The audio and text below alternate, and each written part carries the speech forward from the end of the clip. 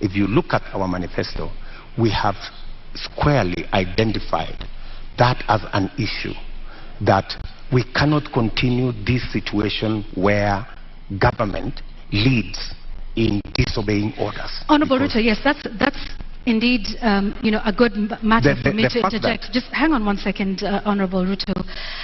Yet you have sat in that administration which has defied court orders. We haven't heard you raise issue on that. And in fact, now that you brought up the 2017 Supreme Court petition, you were rather unhappy with the Supreme Court judges. You called them those 6 people. You called them wakora. Does that demonstrate respect for the judiciary? In fact, I had occasion to have a one-on-one with Maraga. And I told Maraga an incident when I first came into Parliament. I met Paul Muite, a seasoned lawyer and a legislator, and he told me this, which has really stuck in my mind. He told me, young man, when I first became a member of Parliament in 1997, 98 actually. So he told me, when you support a government, it also includes criticizing that government when it goes wrong. So part of supporting a system is pointing out when you think they are not doing the right thing. Criticizing them is one thing, Honorable Ruto, but calling them wakora, which means conmen? You believe that the Supreme Court judges of 2017 were conmen and women? I would want to understand in what context that wakora thing you have mentioned, because I have, if there is any respect for the judiciary, is to comply with the decision of the court. Did we comply with the decision of the court? Yes. We went back to the election. But you haven't in many of the other court orders that we have cited here tonight. We went back to the election.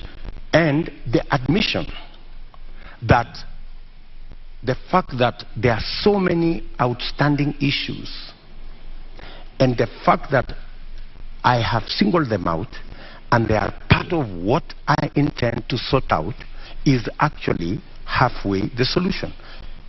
I don't think if you look at the manifesto of our competitors, they have recognized that as an issue. I have recognized that as an issue because I believe in the independence of the judiciary. I believe government should lead from the front in obeying court orders.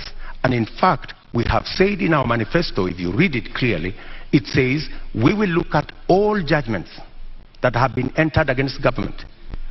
And we will develop a mechanism to make sure that within 1 year we comply with all judgments entered against government, so that even as we drive the country to obey court orders, we lead as government from the front. Let's talk about something else, Mr. Deputy President, and this is with regards to leadership and integrity. Your opponent, who did not turn up tonight, said you could not come to this debate because he did not want to face a man who has no regard for ethics, public morals, or shame. How do you respond to that? Do you sincerely believe that that is the reason why he's not here? I don't think so. I don't think so. My competitor is not here because he doesn't have a plan. He doesn't have an agenda. He cannot articulate anything to the people of Kenya. That's why he's not here. Secondly, my competitor is not here because he doesn't want to answer difficult questions. You know, he's been part of this administration, the handshake administration, for the last 5 years. KEMSA happened, and many other things happened. In fact, my competitor could not come here because he's not the real candidate.